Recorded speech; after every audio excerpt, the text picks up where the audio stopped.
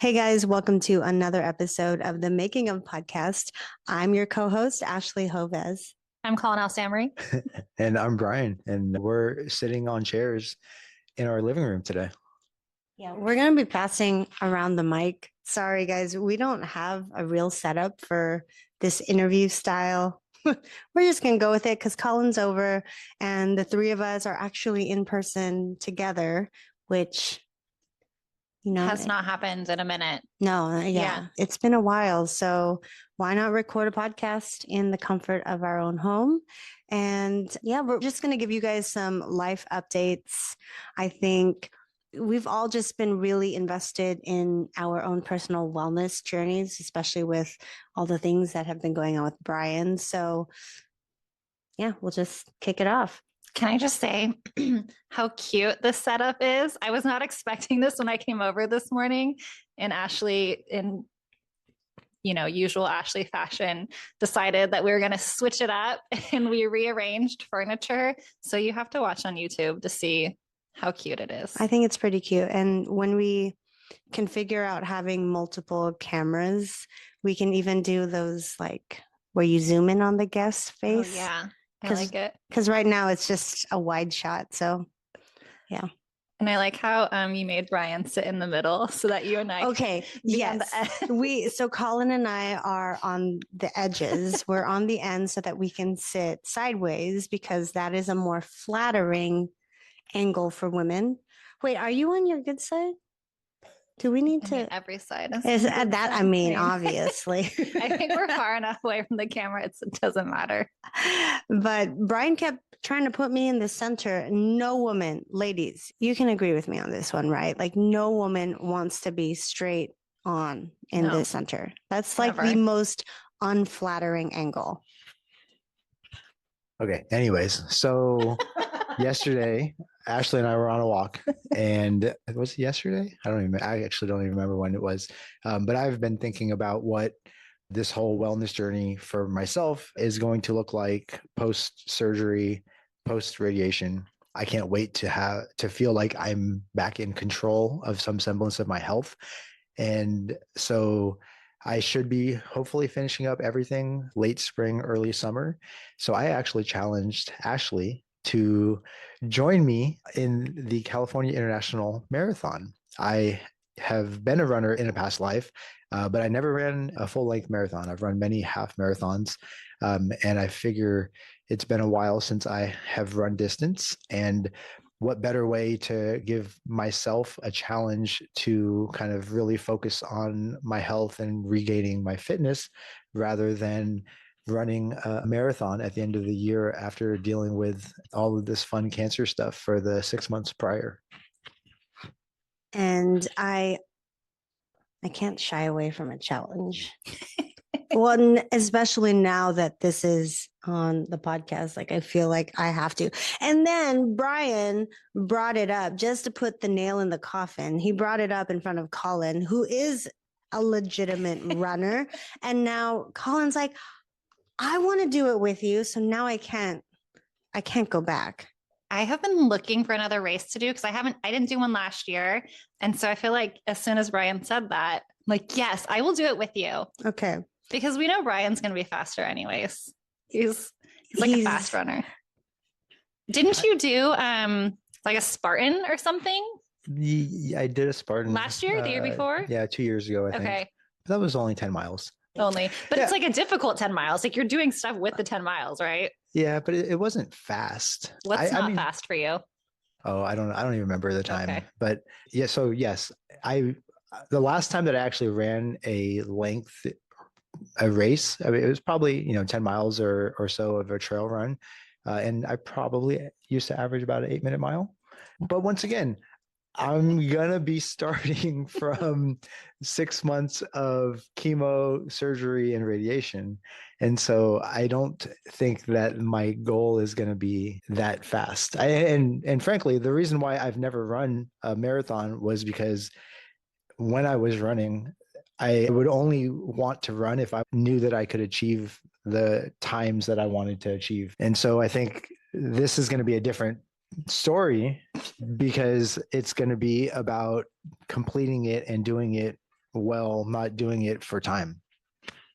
So just getting it done, because that's still finishing a marathon, whether It it's is. fast or not. Yeah. And he's probably gonna PR. Let's not get it twisted. Knowing you are definitely still going to try to get a PR. I don't think I've ever run an 8-minute mile. So let's just start there. I don't think I've ever run a mile. Actually, I woke up early today. Well, not. I wake up about 5 a.m. every day. That's early. It's pretty early, Yeah. and I got up and I did not want to work out every day, and I thought about this challenge and I made myself get on the tread. So I started with scrolling because, that's the best, Yeah. way to dilly dally. Mm-hmm. And then I landed on a 60-minute walk Oh. run. And I was like, there's no way I can even finish this. Like, I really did not think very highly of what I could do. And 60 minutes later, I had completed my 4 miles. So I'm very happy about that. I mean, it was a walk run, but I did run 5 minutes straight. And that is like a record in my current condition. That's impressive. It really is. I mean, and I was trying to tell you this earlier too. Walk, run method, like people do marathons that way. Like it's actually a method that some people do if you're not like a crazy runner, I'm really excited Yeah. to do this. Gosh, I guess we're doing this. It's kind of addictive, just so you know, once you start. Yeah, I think so. Yeah. Yeah. I don't know. I don't think I've ever been addicted to exercise. I wish I was. Both of my parents had run marathons, and I had always told myself I will never be a runner. Like I had no interest in it. But then once I started, like you can't stop. You do get that high. Okay. I will hold you to that, and let's see how this training goes. So 4 miles down today. I'm impressed. We really live like in an area too where when you're outdoors, it's so beautiful around here. Like the trails that we have around the lake and everything. That's my favorite part of running, actually. So I only discovered the trails like last year, the year before. I was like, when did this happen? Like, is this new? And Brian's like, no, we've always had trails. It would have been nice to know that during COVID. Did I not? I was not even aware. Okay, that's enough. I have a question for Brian. So when can you start working out and like doing this stuff more? You said after radiation? I think it depends on who you ask. Okay.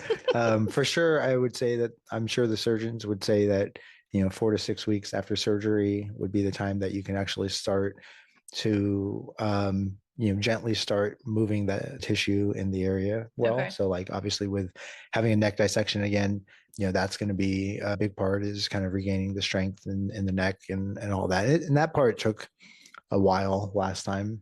So I'm sure it'll take a while again to feel comfortable moving. Mm-hmm. And then they tell me, I haven't ever done radiation, but they tell me that the beginning of radiation is not so bad, but the second half, as the radiation starts to build up in your body, is when people get a lot of fatigue. And so, I was talking to one of the surgeons yesterday and just trying to kind of game plan in my head, because of course I have been out of work for the past 3 months. I love what I do. I love treating patients. And in my head, I'm like, oh, okay, let's see. Last time after surgery, I went back 3 weeks afterwards. Obviously, the surgery is going to be a little bit bigger. So maybe 4 weeks afterwards, I can start thinking about what that's going to look like. Okay. And he was like, yeah, well, probably the beginning of radiation, you might be able to have some energy and be able to do a little bit. And I've seen people work through the first couple of weeks of radiation, but it does build up and people tend to be pretty wiped out in the second half. So it's 6 weeks long. So he said, really that last 3 weeks, he said people are pretty wiped out. I don't know. I was telling Ashley yesterday as we were walking that as far as my fitness is concerned, I have these really unrealistic goals and expectations of myself. I thought that I was going to be able to maintain my normal workout regimen through chemo. Okay. Which was proven wrong. I was not able to do that. My body argued against it and broke out in rashes and was basically telling me that I was overdoing it. And so, but in my head, I'm like, I'm sure my body can do that. My body has kind of done a lot of what I've wanted it to do over the years. I'm excited to see it. Just even this tail end of chemo for Brian. I mean, his energy has been through the roof, and it's really nice. It's really nice to see him come back. And Brian's sense of self, sense of identity is very much tied to his athletic prowess. So the fact that he has been able to do a few workouts now, right? Like a few workouts, and he's been great. Of course he has. And he's just been in a better mood. So it's nice to have my husband back. Yeah. Yeah. We won't get too sappy on this one. I don't want to make Collin uncomfortable. No, but just seeing this rise and fall of his health, we're in a great mind space right now where things are looking up. Everything is going according to plan. And now we're just getting ready to conquer this surgery. Yeah. Yeah, I don't see you guys as often anymore, but I will say I do feel like Brian is he's like Better chippy mood today. Oh, you should have seen him yesterday. Oh, okay. I was like, who are you? Like, why are you so happy? Yeah, why are you so happy, Brian? This is unlike the regular Brian. You do seem to have more energy, though, yes. I think, just from when I've seen you through the last couple of weeks. You seem tired more often. Yeah, I think that's probably a fair assessment. I think overall, chemo was a little bit more. I think it drained me more than I wanted it to or expected it to. But yeah, definitely feeling in a good place. And, my body is getting a little bit extra time to recover as we head into surgery. And so because we want to have the surgery a little bit farther out from chemo than the spacing of the infusions. And so, yeah, it definitely feels good to be a little bit away from all that poison running through my body. I think a lot of it also is just positive news, and everything else really lends to, feeling a lot better. There's a lot more optimism that I can see, definitely seeing the light at the end of the tunnel a lot better than we were, in the past couple of months. Collin, what's going on with your health right now? You had an appointment today. I did. This is not as exciting of running a marathon. Very important, though. But it's important. I had like a spot on my nose. It's actually really red. I don't think you can tell from the camera, but I had a spot on my nose and my forehead that I was concerned about. I'm very fair skinned, and my very first job was working in a tanning salon, and I was like outdoors at the ranch growing up. So I do have a lot of like sunspots and damage from just being outdoors. But I had a spot on my nose that had been there for a while, but I never noticed it. Well, I wear a lot of makeup, so you probably wouldn't have. No, you don't. But it was growing a little bit, so I wanted to have it checked out.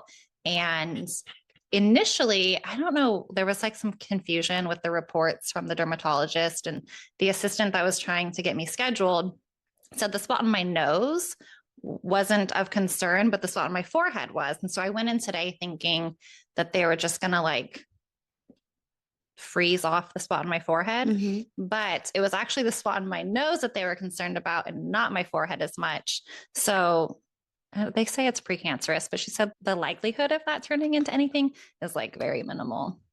So things that look suspicious are like irregular formed. Yeah. So the one on my nose, like the skin was just different. Like it was flat, but the color was different. And just the texture of it, I could tell was different. And then even when I like run my finger along that spot, the sensation was different too. Interesting. Yeah. So I knew something was up, but when did you first notice it? Oh God, probably like a year ago. Oh. but nothing ever changed. Mhm. So I wasn't too concerned until it started to grow. And it was kind of like an irregular shape too.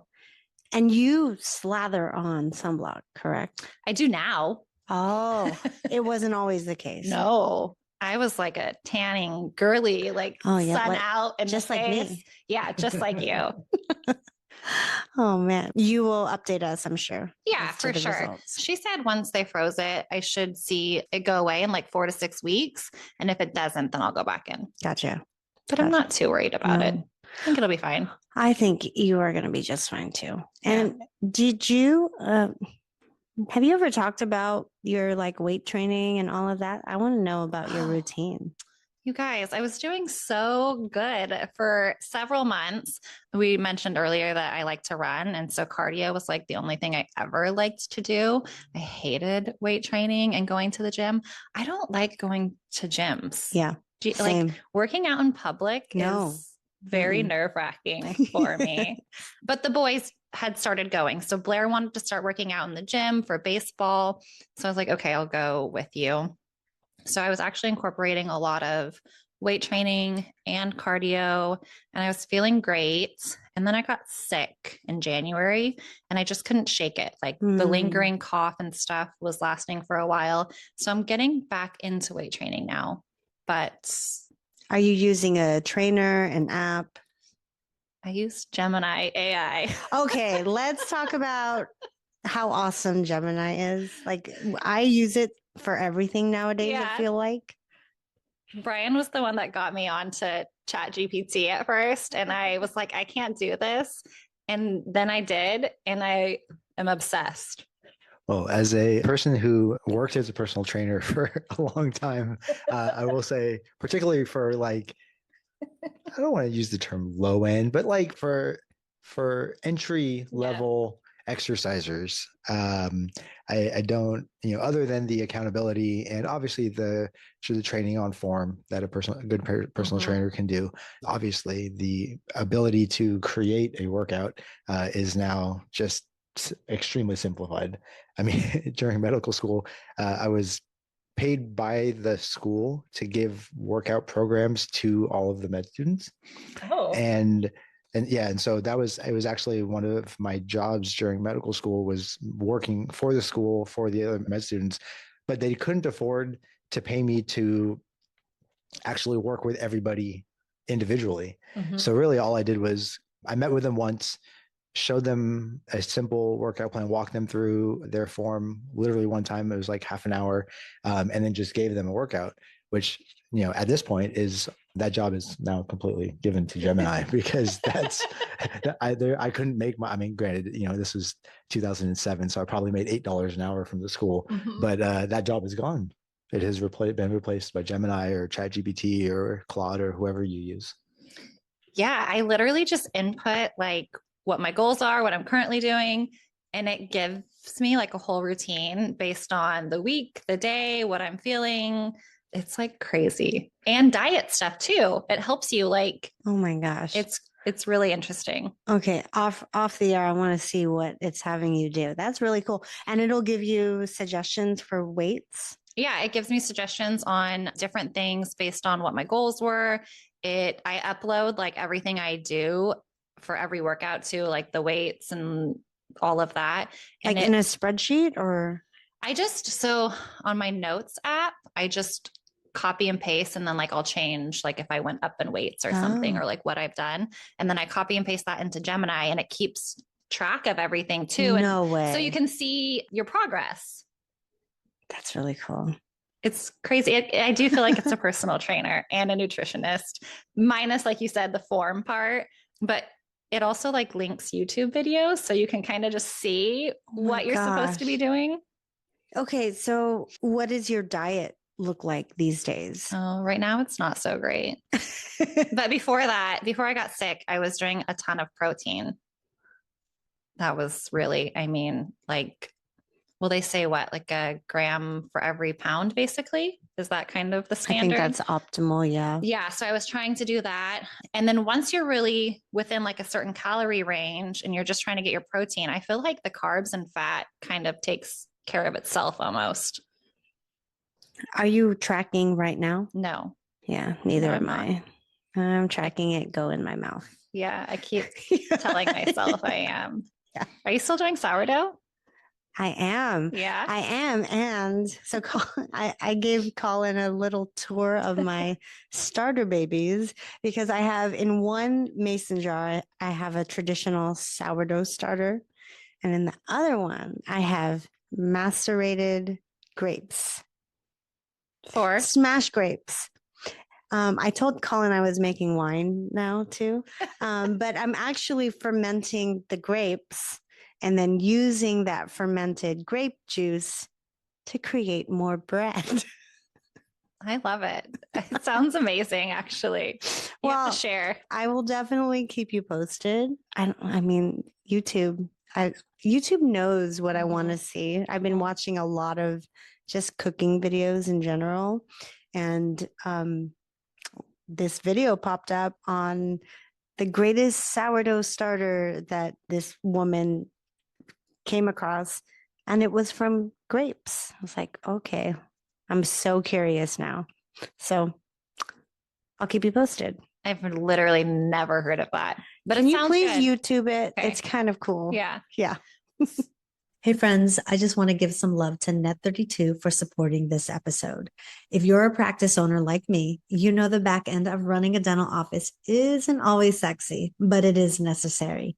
Net32 is an online marketplace where you can compare brands, vendors, and prices all in one place. That means you're not overpaying or wasting time. And when you're building a startup or juggling multiple practices, every dollar and every minute matters. I've used Net32 and it's honestly made a huge difference. Check them out at net32.com/the making of. And now let's get back to the show. What have you guys been doing now for your diet? Because I think we've talked about this, and maybe I know you guys did like an update yesterday too. If you talk about it more, but you're trying to get a lot of protein, but not animal protein. Yeah. So what does that look like for you guys? I think that is where I'm struggling with because I've eliminated chicken, pork, beef. I still love fish. So, I mean, we just spent spring break in Southern California, and I mean, I love seafood. Yeah. And we're by the coast. So I still indulged in fish, and I never plan on giving up seafood. So that is definitely a great protein source. Brian has been just, I would say, like 99% plants. And I think for Brian, it's been more of a struggle to get his protein, like for where he's at with his body weight. And do you want to talk about that at all? Sure. I mean, I've gone vegetarian before. We went whole food vegetarian, actually, I think vegan, when my fourth year of medical school. So 2011.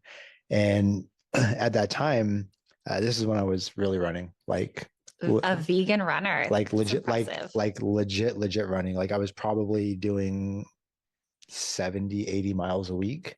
I'm happy if I do that in a month. I probably haven't done that in the past year. Actually, I for sure haven't done that in the past year because I haven't ran since definitely since summer. But we went whole food, plant-based back then. And quite literally, it really helped with recovery from running. Okay. I mean, I was already running a lot, but I think during that time, it was the end of fourth year medical school. And so like, it's kind of, I was on like nothing rotations. So I had tons of time on my hands and, I'd already matched for where I was going to go for residency. Like all of the tests were done. And so it was really just like filling the box and making sure you complete stuff. And so I had a lot of time on my hands. And so I was already running, 50, 60, 70 miles a week. But I would literally run like 10 to 13 miles a day and like not be sore at all the next day. And so this was a really bad combination at the time because we were whole food plant-based. So it wasn't eating any of the junk stuff that people sometimes do when they become vegetarian or vegan. And like, we just couldn't keep up with being able to eat enough. Like I was pouring weight off, at that time, probably generally in the, 185 range or so. Like, I think I got down to, 170, maybe the high 160s without trying. Like I was literally like, I was eating as much as I possibly could, But at the time, it was just vegetables. We didn't eat anything else, and it's really hard, especially if you're running 10 miles a day, which is at least an extra 1,000 calories. Like it's really hard to get 2,800 to 3,000 calories in of just vegetables. Like I would make these massive salads, and our fridge was just full of chopped vegetables, and it was really hard. So eventually, Ashley asked me to stop it because she was like, "You're just like you're getting too skinny." Not funny now, but at the time, she was like, "You look like a cancer patient." Thanks for that. Now I am a cancer patient and I am 170 pounds. So we saw the future, but I had hair back then. I had a lot of hair at that point, but so we have now gone back to this whole food plant-based. I think things are a little bit different now. There's a lot more options 15 years later in terms of finding clean whole food options that have more protein. So we've been doing a lot of tofu, a lot of mushrooms, a lot of chickpeas. Ash made a phenomenal hummus the other day, which even our kids were chowing down on. Granted, they were chowing down on it with her sourdough, so it wasn't quite as healthful as if they ate it with some cucumbers or something along those lines. But yeah, I mean, I think long term it will be interesting, like especially if we start training through recovery and then into trying to rebuild a workout plan, like how to get upwards of 150 to 170 grams of protein. I'm not anti like using protein supplements and even using whey supplements. I want to be plant forward. I don't want to be like just fixated on it that I'm not really going to be, giving myself some grace with it. So I think I'll still have a whey protein. I think because that's going to be necessary to be able to get the amount of protein that my body needs. And I think whey just tastes so much better than pea protein. Pea protein is weird. Can we talk about the raw plant vegan protein that in 2011 there was very, very little options in that realm for trying to get protein as a vegan. And so there was like maybe 2 or 3 companies that made a raw or a vegan protein powder. And one of them was it was raw Garden of Life or something like that. Oh, I think they do supplements still, right? I have no idea. I haven't looked for it and I feel bad, but like quite literally, it was the most disgusting thing I've ever tried in my life. And like, I have been a protein aficionado since the days before there was even supplements. Like back in the 90s when I was in high school and I was like powerlifting, like it was, I was talking to Collin earlier, like the way that we used to get enough protein was I would just throw cans of tuna into mac and cheese to be able to get enough calories and protein when we were lifting in high school. And so like anybody who has been lifting since that point knows that when there was a lot of bad ways to get protein, and a lot of the supplementation was really like at that point, I think it was just Metrex, and Metrex protein bars are absolutely horrendous. But this garden of whatever was literally the most disgusting thing. Like I remember the first time trying it, and I'm not a throw up kind of guy like ever, and it was so bad. It was so bad. We're not going to get sponsored by them now. I think they still create that same exact protein powder. It sounds familiar from Whole Foods or something, probably. Yeah. It was, the moment you open the container, you're like, oh gosh. No, I still want Brian to like eat seafood because there's a lot of healthy omega-3 fats and getting his B12, because if he is strictly vegan, you do have to supplement with B12. But he's very stubborn and very disciplined. So if Brian puts his mind to something, he will stick to it. And I primarily just wanted him to like kind of bank his protein now, because after he goes through surgery and then he won't be able to eat for who knows how long, like the solid foods. So I don't know. We'll see. Maybe today you'll eat some fish. Maybe I'm with Brian wholeheartedly on this one. Are there, okay, if you didn't know, I do not touch seafood at all. Are there like seafoods that are better than others? I Like think whitefish versus like shrimp or crab, or does that, I don't know. I think generally speaking, if you are eating like the bigger fish like Okay. tuna or a swordfish, you have to watch out for high mercury levels. Anything that is wild caught is always better than farmed. Okay. And omega-3s are very prevalent in mackerel, sardines, salmon, I don't know, the bivalves, mollusks. Really getting okay. Yes, yeah, okay. Yeah. I was just thinking like if there is a seafood that maybe Brian would introduce, maybe no certain ones. I think No interest. he's just enjoying being plant-based right now. Okay, speaking of that, because you mentioned not being able to eat, what is that going to look like after your surgery, Brian? That's a great question. I will have a NG tube, nasogastric tube, for probably the first, I think, 5 days. Okay. So the surgery is going to involve going from the inside of my mouth through the floor and then kind of down almost to through those muscles and kind of out through the bottom of the neck, that they're going to have to fill that void with a graft that they're going to get from likely my wrist. And so they have to let that graft heal enough before anything can be introduced through my mouth. So I will have an NG tube where they're going to put nutrition in for the first few days. And then once they feel like it's healed enough, they'll try on, liquids and such. And I mean, for the first, I don't know, week, 10 days, maybe after the surgery back in August, I mean, I had basically just protein shakes. I don't think I had much of anything else. Protein ice cream. Yeah.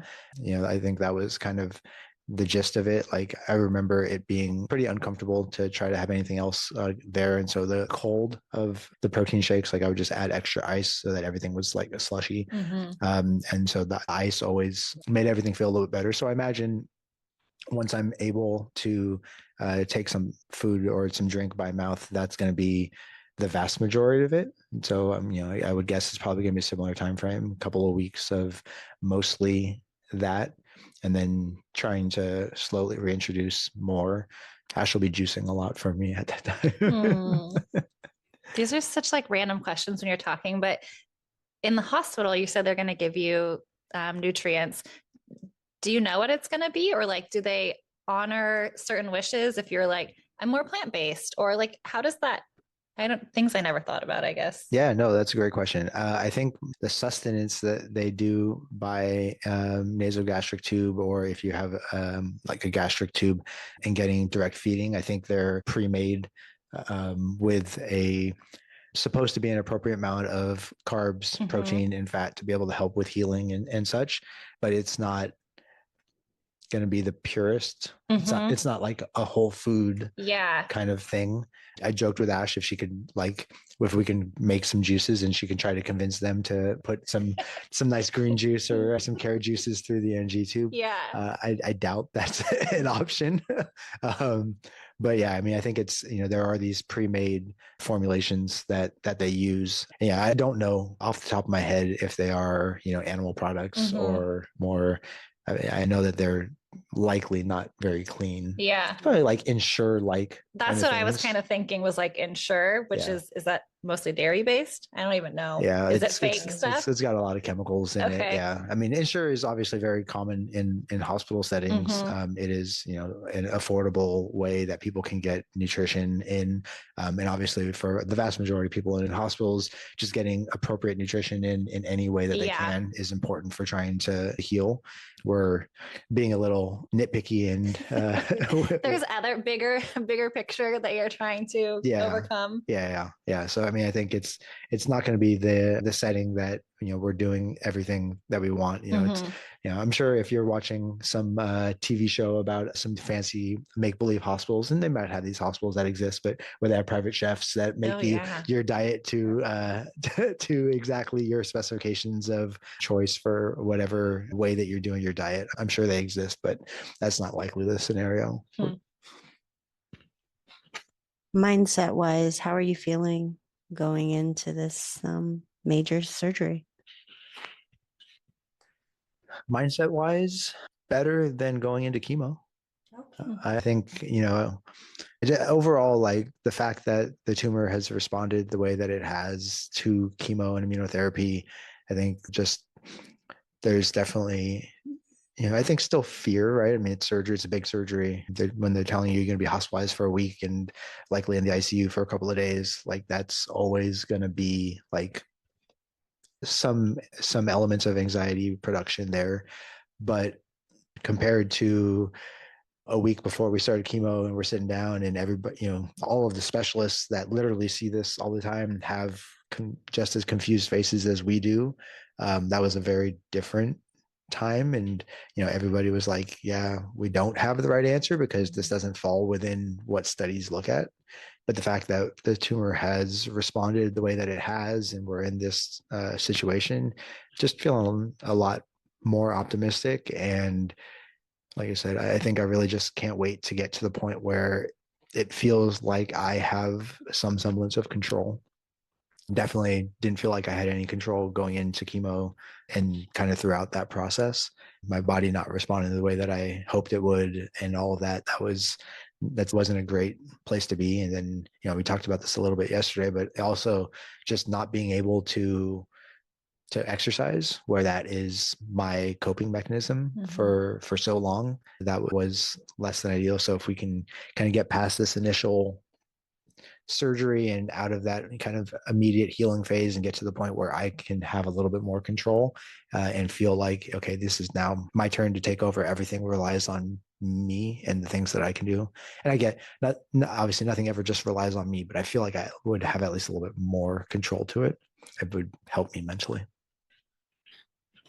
How about you, Ash? How's your mindset? I think anytime you have a significant other or, a loved one going under, it's always nerve-wracking. And Collin was with me the first go around for the 6 hours. And yeah, your mind goes down a rabbit hole, but we're leaning on prayer, lots of prayer and faith. And if he's optimistic, I'm optimistic. And yeah, going down the rabbit hole doesn't serve anybody. No, it really doesn't. Did you guys talk about yesterday the PET scan? And just, okay, you did. We did. Just how much it shrunk? It's pretty miraculous, I would say is the word. Pretty miraculous. Like you comparing what his initial PET scan looked like to where it is now, you don't even see any evidence that the tumor was even in existence, which is why I keep thinking, like, does he even need the surgery?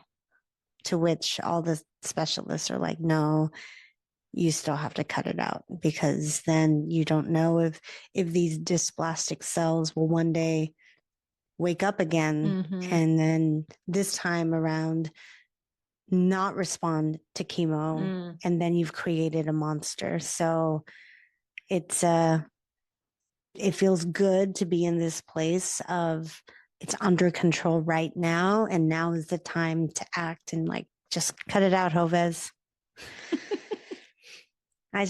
I'm very much looking forward to getting this part of our lives behind us. It's definitely been a taxing, is a very underwhelming way to put what it's done to our family and us trying to keep it together in front of our kids. And it's definitely been a hard season, and I'm ready to run this marathon, like literally and figuratively. Like, let's go. Let's do it. I'm stoked. I can't believe, I don't think I was ever going to hear run a marathon from Ashley. Never. And like, yeah. Good job, Brian. I'm like, I can do hard things. If my husband can do hard things, oh yeah, I can do hard things. Yeah. I much prefer this conversation when we're talking about the marathon and talking about exercise. I feel like it's a much easier and more fun conversation. The whole time what I was thinking was I'm used to talking about the science behind exercise. I was like waiting to be able to fill in and talk about that. And you guys kind of keep like, don't talk science. I get it. Wrong audience. One of the things that you brought up earlier though was, the whole idea of training for a marathon. And obviously there's a lot of different ways that people can do it. And I think it's kind of fun. The reason why I talked to Ashley about it we're in February and California National Marathon is in December, is that it's a long time, right? I mean, that's, 10, let's call it at least 9+ months to train. So really what I was encouraging her to do was, she has a few months to build a base. And really, right now is just about, not about pushing the distance, but about trying to do kind of what she did today. And if you can get up to that, 3 or 4 times a week where you can do somewhere between 3 and 5 miles, the body just used to being active for that length of time, right? I think there's with running and with anything, it's just about building up the stamina of that particular movement. Yeah. And so, for running, most people who start running don't feel the runner's high at first because your body hasn't ever done that, right? And then so once you get used to moving your legs and moving your body for that hour or so over time, then you can actually start to, your body makes those adaptations. And then, really most marathon training plans are about 4 months, maybe even a little bit less. I have trained many people over the years to run marathons in different ways. When you started your training program, we're going to now I get to ask some questions. Oh, gosh. But when you started your training program, how did you pick a plan? Because there's a lot of different ways to approach training for those distances, right? I mean, obviously you brought up walk run as a theory, but then even with that, you have to build in, long runs and, progression and things along those lines. So I actually joined, I think Fleet Feet's across the country, right? They have a training program here in Folsom. So when I did a half marathon, I trained with them for that. And then when I decided, because I just like finishing a race is just the best feeling ever. So I was like, if I can do a half, I can do a full. So I also joined their program and we met twice a week, long runs on Saturdays, shorter like interval type runs on midweek. And then they gave you like a plan throughout the week. But like you said, it's pretty much time on feet, right? Is you kind of start to build up to that. So each weekend, I think I would you start at like 5 miles and then it goes to 7 and you just kind of slowly progress each weekend, but you never actually go up to 26 when you're training for a marathon, because once you know that your body can handle just being out there for a long time, 20 miles versus 26 miles really isn't that big of a jump once you've spent every weekend for 4 months doing something like that. The biggest thing for me, I didn't realize, and this kind of goes back to the nutrition side of things, was fueling during running. And initially when I was doing like a half, I never did anything. But once I learned to fuel on long runs, that was like a game changer for me. But yeah, I mean, there's so many different ones online. So I just followed the one that the Fleet Feet gave me. When I trained for the 50K the next year, I kind of took my marathon training and just pushed that a little bit more. So my longer runs on weekends were a little bit more than that, but it's also just a different mindset. My 50K versus the marathon was different because the 50K was kind of trail too. And when you're doing those long, like ultras, you walk a lot, you hike a lot. It's a very different vibe.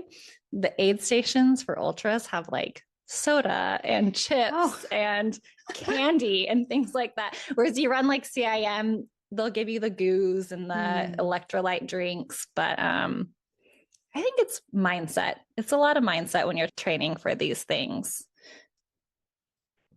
Has Adrian trained with you at all? No.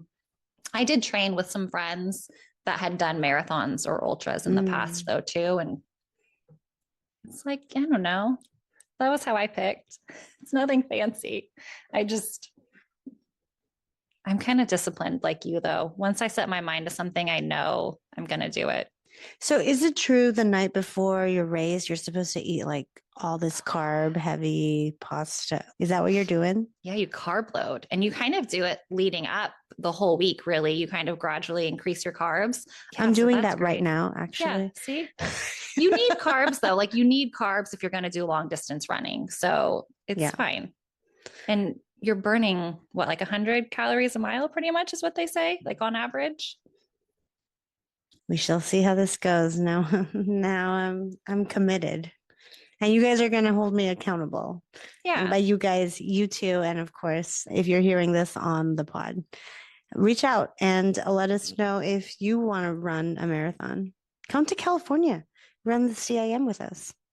CIM is one of the best marathons. It's one of the easiest, I think, to PR for Boston. Oh, really? Because it is net downhill. Oh. Just okay, talking about CIM. The first half, I want to say, is like a lot of rolling hills. Oh, But then no. after that, you're running into downtown and it's all downhill. And then we can do a race in Hawaii. Hawaii races are tough. The humidity and the heat. Okay, maybe not. My dad ran the Maui marathon. That starts pretty much at the airport, actually. And that long stretch, like in the middle of the island, is the majority of your run. He said it was the worst marathon he ever did. Okay, maybe not. Can we run a Disney marathon? Don't they have Disney They marathons? have halves, yeah. Okay. We could totally do that. See, then we can run around the world. Yeah. If I do get the runner's bug, then we can go explore different races. We can do what's it called, Brian? All the world majors. There you go. London, do you have any? Berlin. Let's go. See? I love London. Anyways, anything else? I think this was a pretty well-rounded episode, I should say. I think so. Anything else? Any closing thoughts before we wrap? Nope. No. Okay, I think this wraps today's episode. Thank you guys for listening to another episode of The Making of. If you want to be a part of our community, make sure to join our Facebook group. And if you know somebody who could benefit from being a part of our tribe, and not just building a business, but just having a community of friends to go through life together, then please invite them to these episodes. We appreciate you guys, and Brian and I and the entire Joves family. We just thank you for all the continued support and prayers, and we'll keep you guys posted. And anything else? Nope. All right, that's it. Stay tuned for another episode of The Making of Podcast. We'll catch you guys next week. Bye. Bye. $250,000. That's how much the average dental practice loses every year to empty chairs, no-shows, last-minute cancellation, gaps that just sit there. Casper's Opportunity Finder constantly checks your schedule and sees every gap the second it opens and helps your team fill it with one single click. And for every Open Dental user, it's completely free. Go to meetcasper.com/register to download it today, because profit isn't the opposite of purpose. It's what funds it.